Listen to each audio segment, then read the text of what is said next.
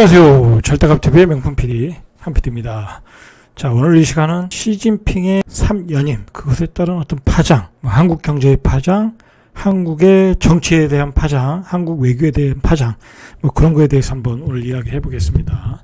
부동산 유튜버는 사람이 왜 중국의 정치 역사까지 다루느냐, 자, 그렇게 이야기하실 수가 있어요. 냉정하게 보면 당연히 이런 것도 우리 경제와 관련돼 있고, 경제는 부동산과 관련되어 있기 때문에 당연히 관련이 있지만, 굳이 부동산만 사는 시기와 파는 시기 그런 것만 알고자 한다면 굳이 이런 것까지는 알 필요가 없어요. 그러나 제가 이제 이런 주제를 다루는 것은 뭐냐면 몇 가지 이유가 있어요. 뭐냐면 제가 이제 나중에 이제 이야기하겠지만 유튜브 채널을 하나 더 만들려고 그래요. 지금 현재 다루는 것은 부동산만 다루고 있잖아요. 부동산과 그에 따른 경제에 관한 거, 주로 이제 부동산을 위주로 한 경제, 금융 그렇게 다루는데, 그것만 가지고는 좀 한계가 있더라는 거야.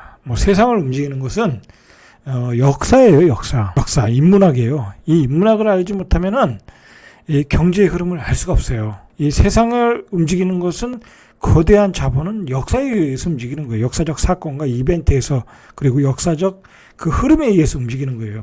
그래서 가장 중요한 게 역사다. 그렇게 보시고, 이제 그게 왜 중요한지를 제가 뒤에서 예를 들어서 설명해 드릴게요. 그런 점에서 절대갑튜브 채널 가지고서는 스펙트럼하게 다룰 수도 없고, 지금 세상은 복잡계거든요. 단순하게 해석할 수가 없어요.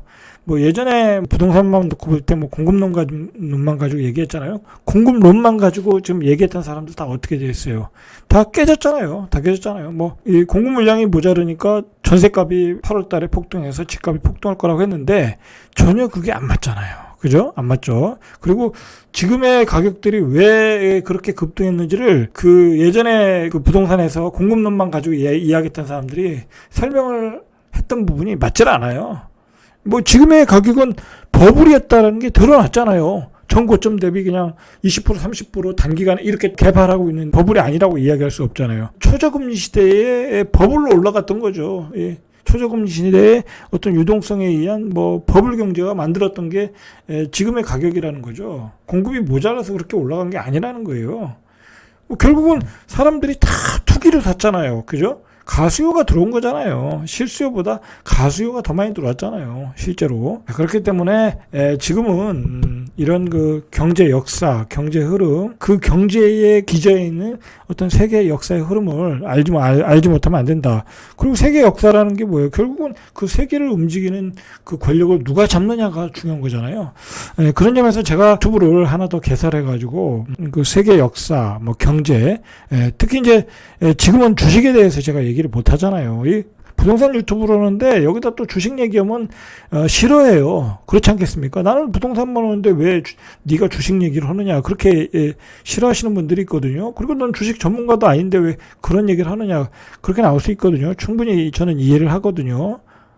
전 그건 맞다고 봐요. 그래서 다른 유튜브 채널을 만들어서, 이제 아직 그 이름은 안 정했는데, 예를 들어 지금 제가 생각하고 있는 그 제목이 한PD 오디세이거든요. 자, 그걸 만들어서 그쪽에서는 세계 경제, 특히 주식을 중심으로, 그리고 그 주식을 움직이는 어떤 그 세계 역사의 흐름, 제가 자신이 있고 제가 제일 좋아하는 게 또 역사예요.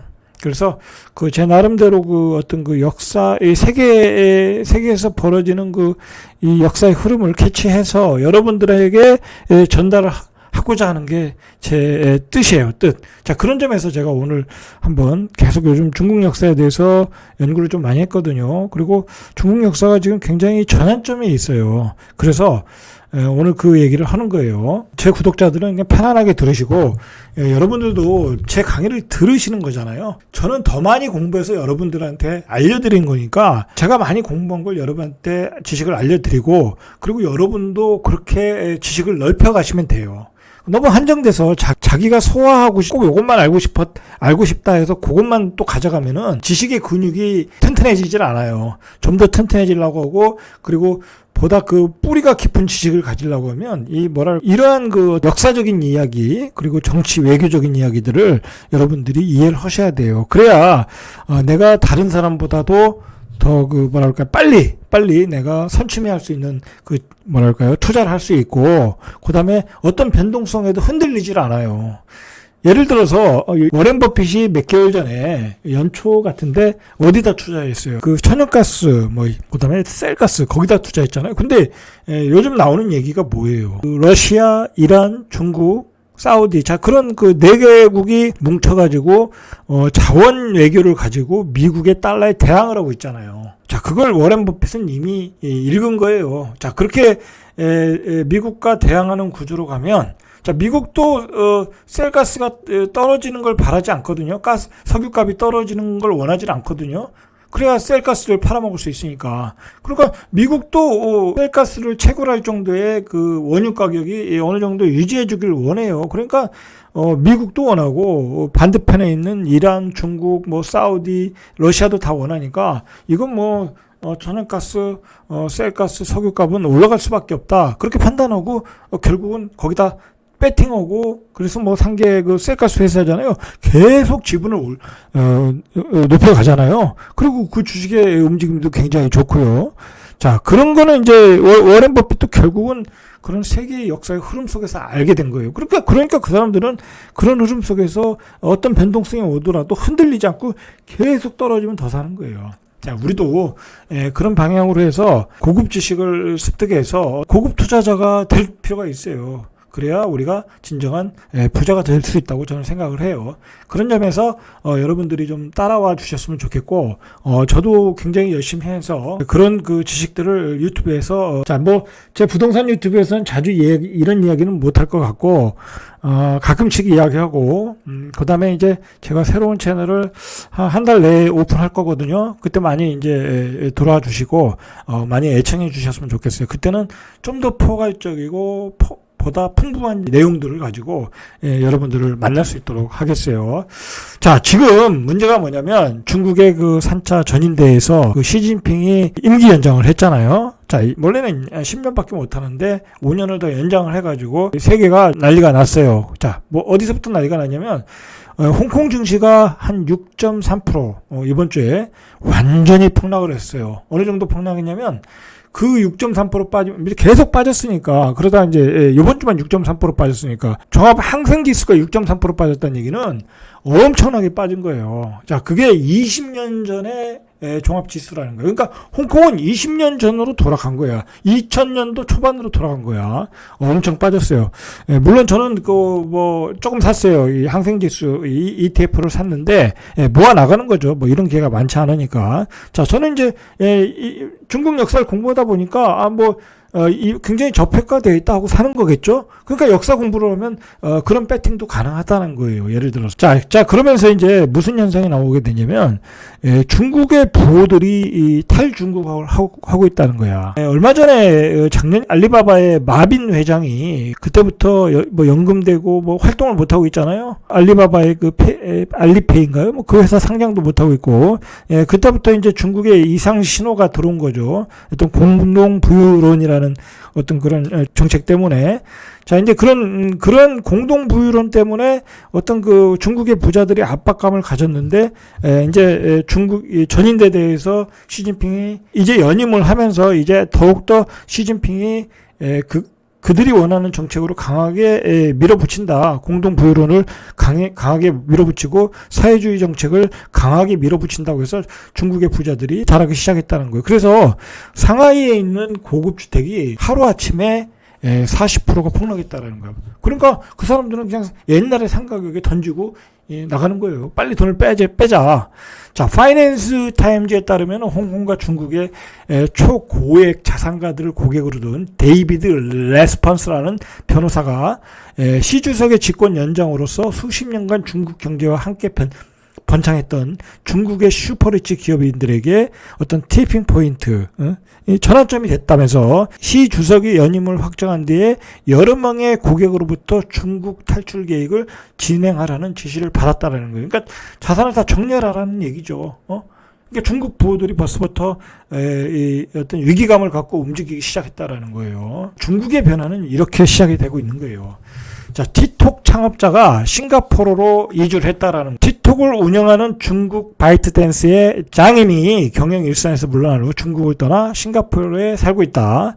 자, 이민을 간 건지는 확실하진 않지만 그는 중국에 머무르고 있지 않다라는 거예요. 마빈이 당하는 꼴을 보니까 중국에 살 수 없겠죠, 장이민이. 자, 그리고 지금 이제 공동부유론의 타겟가 그거잖아요. 이거 인터넷 플랫폼 회사들이잖아요. 자, 그러니까 이 장이민도 싱가포르로 이사 갔다라는 거예요. 중국의 부자들이 다 싱가포르로 가잖아요. 그러면 이 투자자 입장에는 또 어떻게 생각하냐면, 싱가포르의 고가주택들이 올라가겠네, 그렇게 생각이 되겠죠. 돈 있는 투자자들은 싱가포르에 또 고가주택을 사러 가면 되는 거예요. 자, 중국의 사무실을 들고 있는 싱가포르 대형 로펌 파트너 변호사도 지난 수개월 동안의 가문의 자산을 관리한 패밀리 오피스를 싱가포르에 설립하는 방안을 문의하거나 지시하는 요청이 쇄도하고 있다는 거예요. 최근 홍콩에 대한 본토의 통제가 강화되면서 중국의 자산가들이 싱가포르로 눈을 돌리고 있다, 이런 기사들이 지금 나오고 있어요. 우리가 그 중국의 권력을 알기 위해서는 등소평 이후의 권력을 알기 위해 세 가지의 어떤 그 세 가지의 권력층을 이해를 해야 돼요. 자, 일단은 그 옛날에 혁명 원로들이 있겠잖아요. 중국의 그 혁명 원로들, 모태통의 시대, 모태통부터 시작된 그 혁명가들의 자손들이라고 봐야 되겠죠. 그 자제들, 그 사람들은 이제 공산 사상이 굉장히 철저한 사람들이라고 그러잖아요. 자, 그 사람들을 태자당이라고 그러는 거예요. 자, 시진핑이 그 태자당이에요. 그 시진핑의 그 조부가 바로 혁명 원로였다라는 거죠. 자, 그런 그룹이 있고, 그 다음에 그 요번에 그 전인대에서 쫓겨난 후진타오 같은 사람이 공산주의 청년단, 자, 청년단의 어떤 그 수장이었고요. 그리고 옛날에 그 전 주석이었던 장쩌민은 상하이방, 그러니까 상하이 출신들, 뭐 정계 재계의 인맥이 막강한 그런 그러니까 가장 그 자본주의적인 그 스타일이겠죠, 장쩌민이. 자, 이렇게 세 가지 이 어떤 권력의 당이 있었다라고 보시면 돼요. 근데 이번에 그 전인대에서 결국은 이제 모든 그 권력층을 상무위원, 그다음에 권력을 어떤 태자당이 다 메꿨다, 다 자리를 차지했다. 태자당의 멤버들이 다 자리를 차지하면서 천하통일을 했다. 일단 그렇게 보시면 돼요. 그게 20차 전국인민대표회의였다라는 거예요. 자, 시진핑이 결국 이제 중심 집권을 위한 어떤 토대를 마련했다라고 보시면 되겠죠. 자, 상대적으로 이 고령인 그 상하이방, 그 장쩌민 계열의 주요 인사들은 이미 시진핑 집권 1기, 지금이 3기로 들어갔으니까 1기 때 이미 대부분 제거했다라는 거죠. 이제 나이도 있으니까.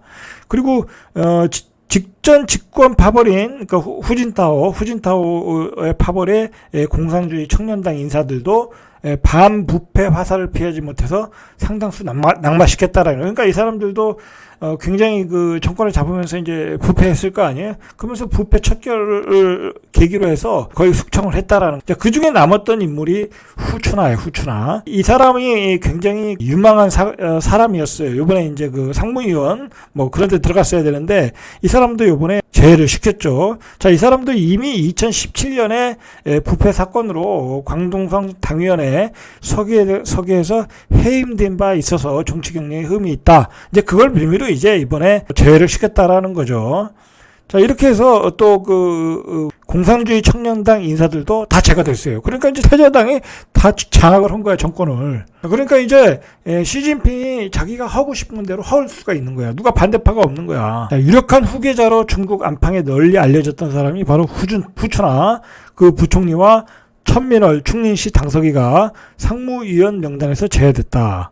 참고로 이 상무위원과 정치국 위원이 가장 중요한 자리거든요. 상무위원은 7명, 정치국 위원은 25명. 자, 이걸 대부분이 태자당이 다 장악했다라는 거예요. 그러니까 시진핑의 이제 본격적인 독재가 3기에 나타날 것이라는 거예요, 지금. 굉장히 우려가 되는 거죠. 자, 그래서 이 시진핑이 황제 인맥을 만들었다는 거예요. 저장성 출신의 총리 내정자 리창, 칭하이성 출신의 전국인민대회 대표위원장, 이 사람은 이제 국회의원장 격이에요. 자오르지.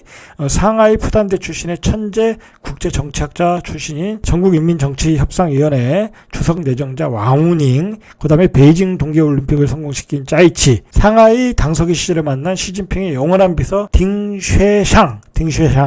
자, 이런 사람들로 인맥을 다 장악했다. 자, 이 사람들이 이제 모두가 시진핑이 1969년부터 53년간 이제 하위 관리부터 시작했거든요. 이 시진핑은 밑바닥부터 시작한 사람이니까 53년간 중국 전역을 돌아다니며 모아놓은 이제 풀에서 나온 인물이라는 거예요.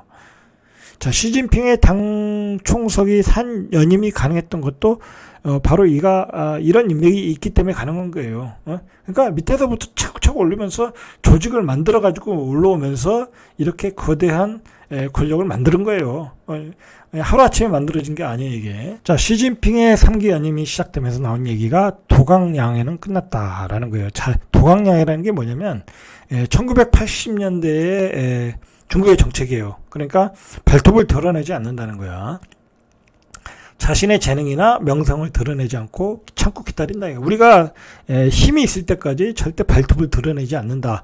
자, 이제 그 정책을 끝냈다라는 거예요. 이제 발톱을 드러내겠다라는 거죠. 이제 G2 국가에서 G1이 되겠다라는 거잖아요. 이제 그걸 미국이 눈치챘기 때문에 미국과 패권 전쟁을 하고 있는 거예요. 중국은 이제 예전의 영광 초강대국으로 다시 일어서겠다는 야심을 숨기지 않을 것이라는 거예요. 공식적으로 자신의 재능을 밖으로 드러내지 않고 인내하면서 때를 기다리는 이 도강양해가 이제 시진핑 3기에 시작하면서 끝났다라는 거예요, 이제. 이 3기의 그 시진핑 정권이 추구하는 게 뭐냐면 민족주의예요. 중화민족주의. 이번 당대의 보고에서 시진핑은 2021년 중진국 수준을 의미하는 전면적 샤오강, 모두가 풍족한 생활을 누린다.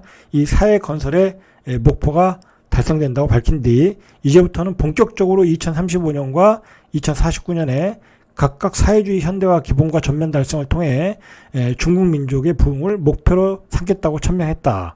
그러니까 개혁 개방 시대를 종언하고 대신 중화민족 부흥의 시대로 가겠다라는 거죠. 이제 민족주의로 가겠다라는 얘기예요. 이제 피곤해지는 거죠, 우리 입장에서는. 결국은 이제 중국식 사회주의를 완성하겠다라는 거예요. 자, 그 이제 개념이 뭐냐면 인구 대국, 그다음에 가장 중요하게 생각하는 뭐 다 같이 잘 살자는 공동부유, 그리고 정신과 물질 문명의 조화, 평화 발전, 뭐 이런 거라는 거예요. 그리고 이제 국제 관계에서는 국제 경쟁을 본격화하겠다라는 거예요. 그래서 국제적 차원에서 본격적인 체제 경쟁을 하겠다라는 겁니다. 사회주의를 더 공고화하겠다라는 거니까 그동안 이룬 경제 성장을 바탕으로 사회주의를 더 공고하겠다. 그래서 당대 보고에서도 미국을 겨냥한 듯 패권주의, 뭐 일방주의, 보호주의 진영화, 디커플링, 독단적 제재 이런 것들을 열거하면서 현 국제 질서의 문제점을 나열했다라는 거예요. 그러니까 미국과 이제 대립구도로 가겠다라는 거예요. 뭐 미국도 이제 중국이 올라오는 걸 이제 가만히 두지 않는다고 했으니까 이제 본격적으로 싸우게 된다는 거예요. 그 사실은 이제 세계사적으로 보면 이 우크라이나 전쟁이 그 서막이라고 보면 되는 것 같아요. 서막. 자, 그러니까 이게 뒤에서 이야기하겠지만 당분간은 이게 이제 저물가 시대는 이제 끝났다고 봐야 돼. 우리가 이제 어떻게 보면 일부 전문가들이 그런 얘기를 하지만 인플레이션이 지금 심각하게 오는 게 미국의 양적 완화도 있지만은 또 그게 전부 다는 아니다라는 얘기가 있어요. 이제 결국은 이제 이러한 그 세계의 흐름, 어차피 중국에서의 싼 인건비로 많은 그 물건들이 제공됐었잖아요. 이제 그런 것들이 어려워지다 보니까 이제 고물가로 가는 거거든요. 고물가로 가면 이제 인플레이션이 낮아지질 않는다는 거야. 저금리 시대가 이제 쉽게 오지 않는다라는 얘기가 나오고 있는 거예요. 그래서 자, 이게 또 피곤한 게 뭐냐면 시 주석이 그 만드는 체제가 가만히 보면 이게 북한하고 비슷해요. 북한이 그 유일 영도 체제잖아요. 김정은을 중심으로 한. 시진핑도 3기 연임하고 그다음에 나가는 게 종신 집권이잖아요. 그런 식으로 갈 가능성이 있다라는 거야. 자, 그렇게 되면 이제 중국과 북한이 외교적인 밀착을 강화할 거 아니에요? 그리고 지금 중국과 러시아도 또 밀착을 하고 있죠. 자, 우리 입장에서는 굉장히 피곤해지는 거예요. 지금 한반도 지정학적 그 문제에 있어서는 우리 입장에서는 굉장히 경제적인 면, 뭐 외교적인 면, 군사적인 면으로 굉장히 피곤하고 어떤 위기를 가져야 되는 시기가 왔어요, 지금. 자, 이게 전쟁이라는 게 그렇잖아요. 북한과 우리 간에, 북한과 남한 간의 어떤 그 문제가 발생해서 터지는 것보다는 주변 강대국의 어떤 이권 싸움에 의해서 터지는 경우도 있거든요. 타의적으로. 그렇게 되면 피곤한 거잖아요. 자, 그럴 가능성도 있다라는 거예요, 지금. 주변 국가들의 어떤 정세를 보면. 자, 이런 영향으로 지금 막 뉴욕에 상장한 중국 주식들 있죠?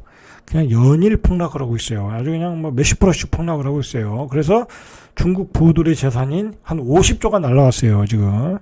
그러니까 이제 중국은 투자할 가치가 없다. 그러니까 지금 미국에서 볼 때는, 미국의 자본가들이 볼 때는 중국 주식에 대한 매력이 없어지는 거야. 그래서 막 던지고 있어요, 지금. 홍콩도 던지고 있고. 자, 요번에 이제 전국인민대회에서 나왔던 얘기가, 대만 통일은 반드시 실현할 것이다. 무력 행사도 시사를 했어요. 어떻게든 통일할 것이다라는 거예요. 자, 이게 이제 시진핑은 제2의 푸틴, 이제 종신 집권의 길로 가잖아요. 자, 그래서 푸틴, 김정은, 시진핑 이렇게 세 사람을 어떤 성격이 좀 비슷하잖아요. 위일영도 체제. 자, 이 동북아 삼형제로 보는 거예요. 1인 독재 시대. 자, 그러니까 우리 주변에는 이렇게 세 명의 아주 그 이상한 독재자들이 이게 정권을 잡고 있는 거야. 근데 이 사람 지금 푸틴이 일을 저지른 걸 봐요. 우리가 상상을 초월할 정도로 일을 저지르고 있잖아요. 우크라이나에서. 그러면 이건 알 수가 없단 말이야. 어떻게 될지 알 수가 없단 말이야. 그러니까 우리는 주변에 이렇게 폭탄을 많이 들고 있는 거예요. 자, 그래 어쨌든 미국 입장에서는 이제 어떤 군사적 우위를 가지려고 하면 이제 반도체, 그래서 이제 치포 동맹으로 중국에 대응을 해야 된다라고 이제 전면전을 내세웠고, 그 치포 동맹에 미국, 한국, 대만, 그리고 일본, 여기 일본이 잘못되네. 일본, 이렇게 네 가국이 치포 동맹이 되는 거고, 중국은 이제 러시아와 함께 자원으로 대응하겠다라는 거죠. 러시아, 중국, 이란, 사우디. 자, 이게 다 자원이 풍부한 나라잖아요. 그러니까 미국은 치프 동맹으로 대응하고, 그리고 이 새로운 반대편에 있는 진영은 자원으로 대응하고, 이러한 구도로 지금 이게 세계의 역사와 경제는 흘러가고 있다라는 거예요. 이런 흐름을 알아야 우리가 경제 흐름을 알 수 있는 거예요. 그리고 우리가 어디다 주식시장에서 어떤 섹터에다 투자를 해야 될지 이게 보이는 거예요, 결국은. 자, 이런 걸 공부를 해야지 여러분들이 아주 고급스러운 투자자가 될 수 있는 거예요. 자, 오늘은 여기까지 이상 절대값TV의 명품 PD 한 PD였습니다.